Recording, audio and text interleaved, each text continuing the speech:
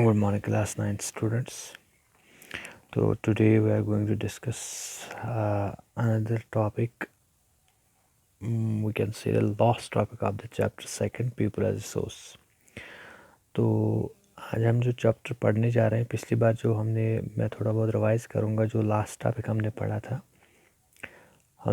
Quality of population.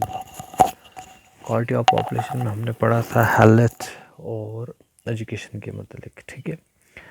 तो मैंने आपको बताया कि एजुकेशन जब तक हमारे पास ह्यूमन उसको डेवलप करने के लिए इनके लिए एजुकेशन ज़रूरी है, उनका हेल्थ केयर ज़रूरी है, ठीक है। तो उस रिगार्डिंग हमने सारा जो भी पढ़ा था, जैसे हमने पढ़ा था कि health is an important component of human development, या हमने जो एफिशिएंसी ऑफ वर्कर्स जो डिपेंड करता है देयर हेल्थ, मतलब अगर हेल्दी एम्प्लॉयज़ होंगे तो वो ज़्यादा काम करेंगे, ठीक है। और हमने पढ़ा था स्टैंडर्ड कंट्री का जो health standard, it also helps development of a country. तो हेल्थ को मतलब हेल्थ को मॉनिटर करने के लिए health care of the country, to evaluate the health care of the country, हमें क्या देखना है, हमें कुछ फैक्टर्स मॉनिटर करने हैं। जैसे हमें लाइफ एक्सपेक्टेंसी देखनी है, हमें इन्फेंट मोर्टलिटी रेट देखना है, ठीक है। तो हमें हॉस्पिटल्स का देखना है, कितने हॉस्पिटल्स है, या हमें हेल्थ केयर मतलब फैसिलिटीज़ जो भी है वो देखनी है। तो वो हमने डिस्कस किया था और उसमें हमने प्रॉब्लम्स देखी थी कि इंडिया में क्या क्या प्रॉब्लम्स आ रही है। तो आज का जो टॉपिक है, आज हम अनएम्प्लॉयमेंट पढ़ने जा रहे हैं, जो इम्पोर्टेंट टॉपिक है एज़ पर ओवर जो examination point of view. Unemployment बहुत अच्छा टॉपिक है और मतलब हर किसी कंट्री में अनएम्प्लॉयमेंट एग्जिस्ट करती है, ठीक है। अब हम पहले अनएम्प्लॉयमेंट देखेंगे, what is unemployment all about. देखो, अनएम्प्लॉयमेंट का मतलब हो गया simply when people are willing to work, जब लोग काम करना चाहते हैं, ठीक है, but it is very difficult for them to find work. मतलब देखो, अनएम्प्लॉयमेंट में हम अनएम्प्लॉयमेंट ये भी कह सकते हैं, अगर हम अनएम्प्लॉयमेंट की बात करेंगे, पहला है unable to find work, unable to find work. एक बंदा काम करना चाहता है, ठीक है, लेकिन उसको काम नहीं मिल रहा है, this is a sort of unemployment. तो इसको हम अनएम्प्लॉयमेंट कहेंगे, ठीक है। बट अनएम्प्लॉयमेंट के बहुत सारे एस्पेक्ट्स हैं, इसके बहुत सारे जिसको हम कहेंगे, अब ये काम नहीं मिलना ये भी अनएम्प्लॉयमेंट है। या कभी कभार क्या होता है कि a person is willing to work, a person is willing to work at a prevailing wage rate. जो वेज रेट मतलब जो उसको वहाँ पे काम के बदले जो मुआवजा मिल सकता है वो काम कर सकता है, but can not find work, ठीक है, अनएबल टू फाइंड वर्क, ठीक है। When he is willing to work at a prevailing wage rate. Prevailing wage rate का मतलब हो गया कि वो काम करना चाहता है, जो भी उसको प्रिवेलिंग वेज रेट्स, जो भी उस वक्त वेज रेट्स मतलब जो भी उसको वेजेस मिलेंगे, ठीक है, चाहे 200 मिलेंगे, 300 मिलेंगे, 400 मिलेंगे, 500 मिलेंगे, he is he that particular person shows the willingness to work. वो काम करना चाहता है, ठीक है। अब उसको जितना भी मिलेगा he is satisfied with that. लेकिन प्रॉब्लम क्या है कि उसको काम ही नहीं मिल रहा है, हो गई कंडीशन। दूसरी कंडीशन ये है अनएम्प्लॉयमेंट की, when a person is when a person shows his willingness to work, मतलब वो काम करना चाहता है और उसको काम भी मिल रहा है, but does not satisfy with his work, या but does not satisfy with the wage system. तो दूसरी कंडीशन ये है कि वो काम कर रहा है, लेकिन उसको या तो सूटेबल वर्क जो as per his skill, as per his need, जो वो काम करना चाहता है, ठीक है। तो वो हम आगे डिस्कस करेंगे टाइप्स ऑफ अनएम्प्लॉयमेंट, वो मैं वहाँ पे बताऊंगा आपको। लेकिन यहाँ पे आपको इंट्रोडक्शन अबाउट अनएम्प्लॉयमेंट, अनएम्प्लॉयमेंट क्या है, ठीक है। तो अनएम्प्लॉयमेंट आपको समझना है, unemployment mean simply when a person is who is willing to work at the prevailing wage rate but can not find job, लेकिन उसको जॉब नहीं मिल रहा है, ठीक है। लेकिन हमें याद रखना है, हम यहाँ पे कंसिडर करते हैं unemployment 15 to 59 years age group जो होता है, ईयर एज ग्रुप, ये हमारी कंट्री के, इसको कहते हैं वर्क फोर्स पॉपुलेशन। ये हमारी कंट्री का वर्क फोर्स पॉपुलेशन है, मतलब जो काम करते हैं, ठीक है। तो ये वर्क फोर्स, लेकिन जो बिलो 15 और अबो 60 जो एज ग्रुप होता है, age group, we cannot calculate them या we cannot consider them while counting the number of unemployed। जब हम अनएम्प्लॉयमेंट की बात करेंगे तो उस वक्त उनको हम कंसिडर नहीं कहेंगे, ठीक है। तो अनएम्प्लॉयमेंट हम सिर्फ देखते हैं इस एज ग्रुप में, और ये जो होते हैं ये हमारा वर्कफोर्स नहीं होता है, ठीक है।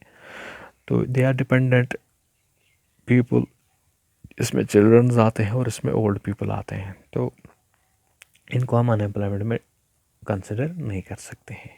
Now the question is what are the types of unemployment, ठीक है। अब हम देखेंगे टाइप्स ऑफ अनएम्प्लॉयमेंट कितने हैं। देखो यहाँ पे पहला है सीजनल अनएम्प्लॉयमेंट। देखो broadly we can classify the unemployment types of unemployment into two parts. अगर हम क्लासिफिकेशन देंगे टाइप्स ऑफ अनएम्प्लॉयमेंट की, तो broadly you have to classify two. एक तो रूरल अनएम्प्लॉयमेंट होता है, रूरल अनएम्प्लॉयमेंट, और दूसरा आता है अर्बन अनएम्प्लॉयमेंट, अर्बन अनएम्प्लॉयमेंट। तो जब हम अनएम्प्लॉयमेंट की बात करेंगे तो हमारे पास दो तरह के अनएम्प्लॉयमेंट्स देखने को मिलती है, या तो रूरल एरिया में या अर्बन एरिया में।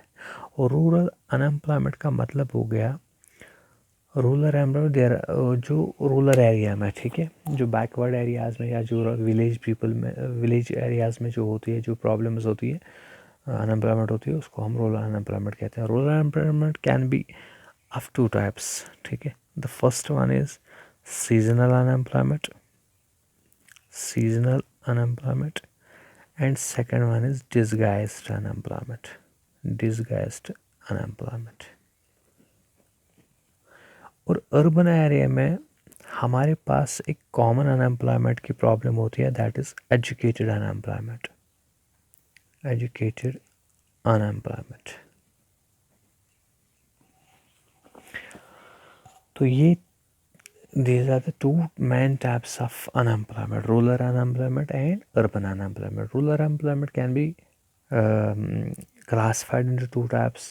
The first one is seasonal unemployment। तो seasonal unemployment क्या है?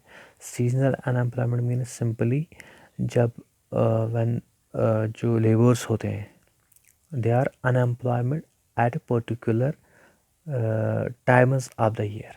मतलब जो साल में कुछ महीने होते हैं, उन महीनों में उनको काम नहीं मिलता है, ठीक है। तो seasonal employment it occurs when people fail to get work during some months of the year. तो इसमें ज़्यादातर फार्म लेबर्स आते हैं जो एग्रीकल्चर के, जैसे अगर हम बात करेंगे कल्टीवेशन की या हार्वेस्टिंग सीज़न में, देखो कल्टीवेशन में जो फार्म लेबर्स होते हैं उनको जॉब मिलता है, उनको काम मिलता है। या अगर हम हार्वेस्टिंग का सीज़न देखेंगे उसमें भी उनको जॉब मिलता है, उनको काम मिलता है, ठीक है। बट इसके दरमियान जो सीज़न होता है, कल्टीवेशन और हार्वेस्टिंग के दरमियान जो आता है, ठीक है, तो इसमें उनको जॉब नहीं मिलता है, ठीक है। दे आर मतलब जिसको हम कहते हैं unemployed at a particular time of the year, उसको हम कहते हैं it is a seasonal unemployment. उसके बाद दूसरा जो रूरल एरिया में आता है डिसगाइज्ड अनएम्प्लॉयमेंट। तो डिसगाइज्ड अनएम्प्लॉयमेंट में आपको पहले इसके एग्जांपल से समझाऊंगा। डिसगाइज्ड अनएम्प्लॉयमेंट मतलब हो गया कि अगर एक फैमिली है, ठीक है, मान लो कमाल एक फॉर्म मतलब एक विलेजर है, ठीक है, उसकी फैमिली में 8 फैमिली मेम्बर्स हैं। तो उसके पास कुछ थोड़ी सी लैंड है, ठीक है, मतलब उसके पास एक पर्टिकुलर पीस ऑफ लैंड है।